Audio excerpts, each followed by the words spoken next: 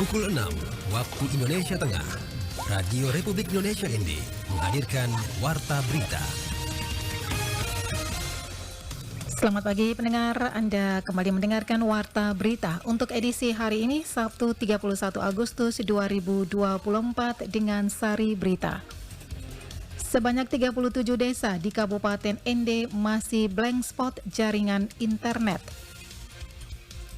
Sanggar Musik Uwun Klodasika mewakili Nusa Tenggara Timur dalam lomba program Lokofasia di Malang, Jawa Timur 1 hingga 8 September 2024. Bersama saya Christian Senda, inilah berita selengkapnya.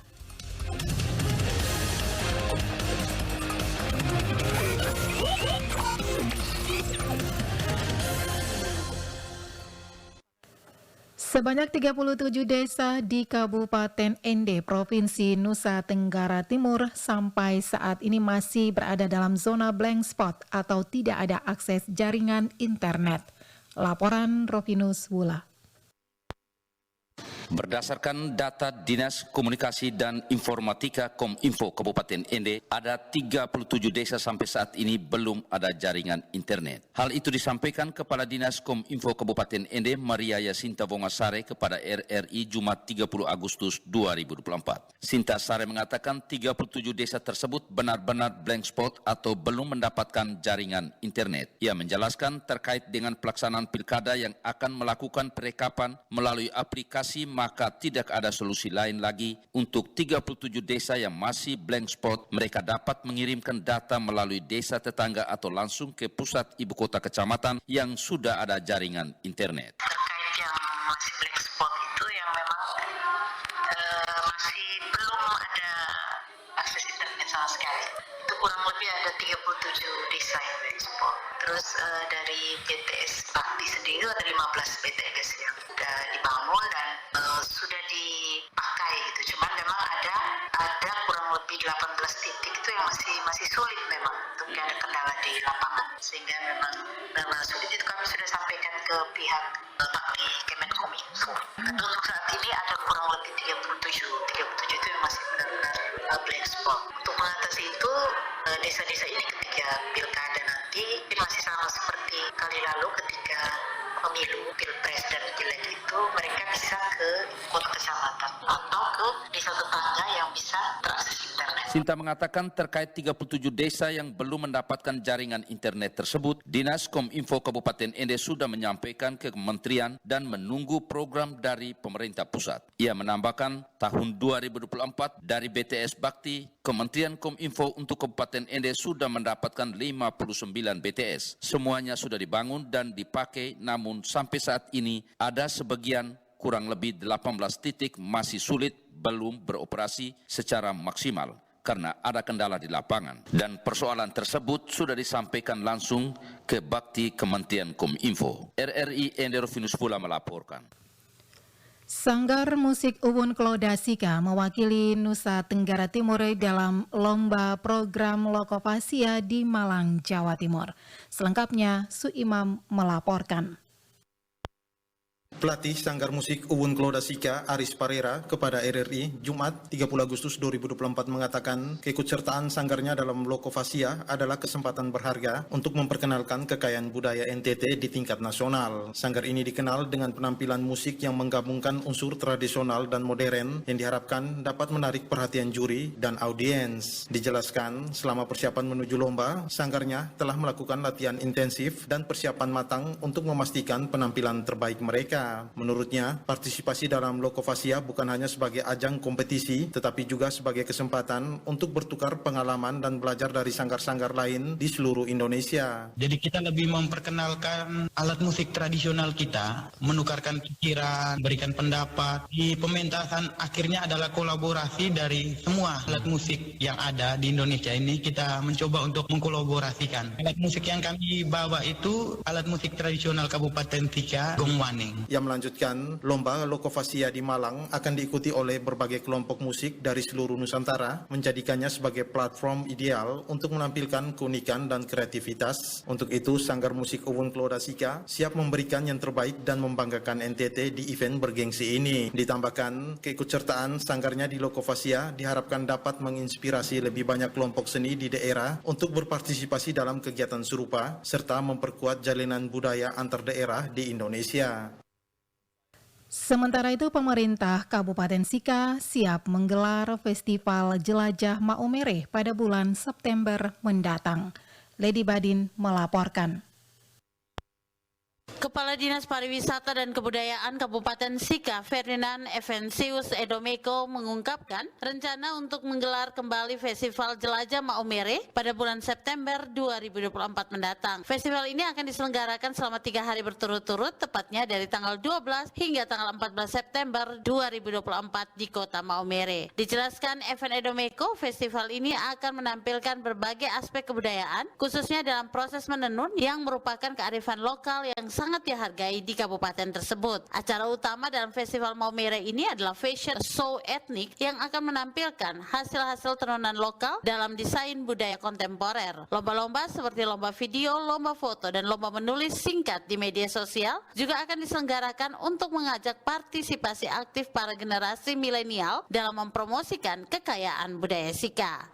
Soal tenun ini bukan cuma soal pengetahuan, keterampilan tradisional, akan tetapi juga seni wastra, seni tari, seni musik, seni suara lahir dari sana bersamaan, dan itu yang akan salah satu yang akan kita tampilkan. Evan Edomeko juga menjelaskan festival tersebut juga akan memperkenalkan keunikan produk-produk UMKM lokal yang terkait dengan industri kreatif dan ekonomi budaya. Hal ini diharapkan dapat memberikan dampak positif bagi pertumbuhan ekonomi lokal dengan meningkatkan perputaran uang selama acara berlangsung. Rencana kegiatannya selama 3 hari berturut-turut, bagaimana juga tahun lalu, dan kita berjuang untuk menjaga konsistensinya. Jadi tanggalnya, tahunnya, kegiatannya yang dijaga konsistensi, kemudian yang diharapkan itu kualitasnya makin meningkat dari tahun ke tahun, sehingga kita sungguh harus bekerja sama dengan berbagai pihak mungkin untuk bisa membuatnya lebih semarak dan lebih berkualitas sebagai sebuah tontonan yang menarik bagi warga, tetapi juga mampu mempromosikan keunikan pariwisata Kabupaten Sika. Kadis Pariwisata dan Kebudayaan Kabupaten Sika tersebut berharap Festival Jelajah Maumere tidak hanya menjadi wahana hiburan semata, tetapi juga menjadi platform pendidikan dan apresiasi terhadap kekayaan budaya Sika. Dirinya optimis dengan keterlibatan berbagai pihak, Festival Jelajah Maumere akan semakin berkualitas dari tahun ke tahun. RRI ND, Lady Badin melaporkan.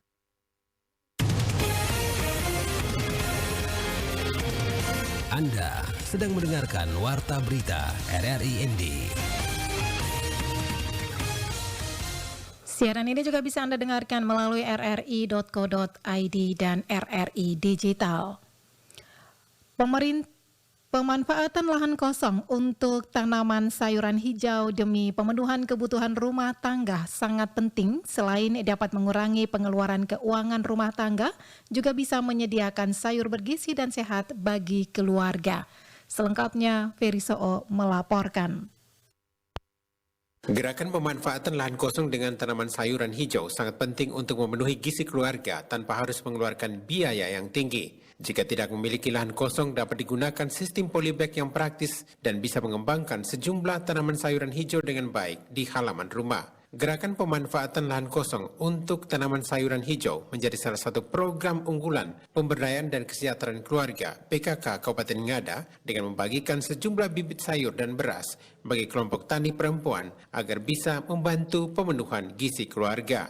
Ketua Tim Penggerak PKK Kabupaten Ngada, Sisilia Sarjiem Paru, mengajak masyarakat khususnya ibu rumah tangga agar bisa memanfaatkan lahan kosong dengan baik untuk ditanami sejumlah sayuran hijau agar pemenuhan gizi keluarga dapat terpenuhi, dan jika ada kelebihan produksi sayuran dapat dijual demi menambah penghasilan keluarga. Dengan adanya bantuan ini, saya mengajak ibu-ibu yang ada di desa atau yang ada di kecamatan untuk menggunakan lahan yang ada di rumahnya.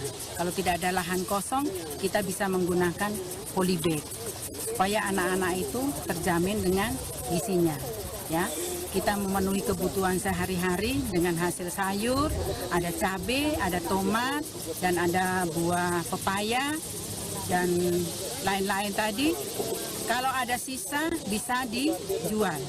Hasilnya itu yang penting keluarga dulu diutamakan. Nah, keluarga dulu diutamakan, gizinya terjamin. Dibiasakan anak-anak kita untuk makan makanan sayur-sayuran itu. Nah, jadi kalau ada sisa itu bisa dijual. Nanti uangnya itu bisa ditukarkan dengan ikan kah, bisa dibelikan tahu tempe kah, begitu. Pemanfaatan lahan kosong sangat penting dan mulai dilaksanakan sebagai gerakan peduli gizi keluarga oleh PKK Kabupaten Ngada sehingga masalah kurang gizi dan pencegahan stunting dapat dilaksanakan mulai dari rumah sendiri dengan memanfaatkan lahan kosong untuk menanam tanaman sayuran hijau. RRI ND Ferisoo melaporkan. Dalam rangka Hari Bakti Radio ke-79, Panitia Hari Radio tingkat LPP RRI ND gelar launching pembukaan Hari Radio. Laporan Nikolaus Makumeli.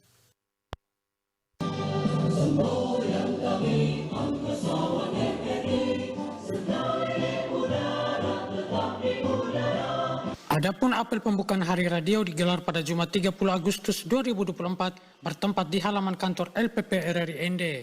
Ketua Panitia Hari Bakti Radio ke-79 tingkat LPP RRI ND, Suimam, dalam sambutannya dirinya menyatakan bahwa Hari Radio merupakan momen penting yang dirayakan setiap tahun untuk menghargai peran dan kontribusi radio dalam masyarakat dengan mengusung tema Inspirasi Keindonesiaan. Dijelaskan bahwa tema tersebut mencerminkan tekad angkasawan dan angkasawati untuk menjadikan radio sebagai media yang lebih inklusif dan menyatukan berbagai elemen dalam masyarakat. Tujuan dari seluruh kegiatan ini adalah untuk mengapresiasi dan memotivasi angkasawan, angkasawati yang telah memberikan kontribusi luar biasa dan mempererat hubungan antara staf dan meningkatkan semangat kebersamaan di lingkungan LPP RRI ND. Sementara itu, Kasubag Tata Usaha LPP RRI ND, Samsu SE mewakili Kepala LPP RRI ND dalam arahannya, dirinya menuturkan bahwa momentum perayaan Hari Bakti Radio ke-79 selain sebagai bentuk ucapan syukur, juga dapat dijadikan momentum untuk mengevaluasi kinerja angkasawan dan angkasawati LPP RRI ND, baik secara personal maupun kelembagaan. Hari Bakti Radio ini sebagai bentuk ungkapan syukur kita menjalani tugas-tugas tanpa terasa sudah ke-79. Dan tentunya ini menjadi suatu rahmat dan ungkapan syukur kita semua karena kita masih diberi kesehatan, kekuatan, bisa melaksanakan tugas-tugas dengan baik. Dan juga menjadi evaluasi terhadap kinerja kita, baik kinerja secara kelembagaan maupun evaluasi kinerja masing-masing. Dirinya juga mengajak angkasawan dan angkasawati LPP RRI ND untuk terus bekerja dan berinovasi untuk kemajuan bangsa dan negara, serta terus berkembang dengan mengikuti perkembangan zaman. Kita awalnya hanya terestrial, sekarang kita terus berkembang untuk mengikuti perkembangan zaman, masuk ke era digital dengan menyajikan berbagai multiplatform. Untuk diketahui, dalam rangka memeriahkan Hari Bakti Radio yang ke-79, panitia menyelenggarakan beberapa perlombaan hingga pada puncak Hari Bakti Radio pada 11 September 2024 mendatang. RRI ND, Nikolaus Makumeli melaporkan. Sekian Warta Berita Pagi ini mewakili seluruh kerabat kerja yang bertugas. Saya Christine Senda, selamat pagi.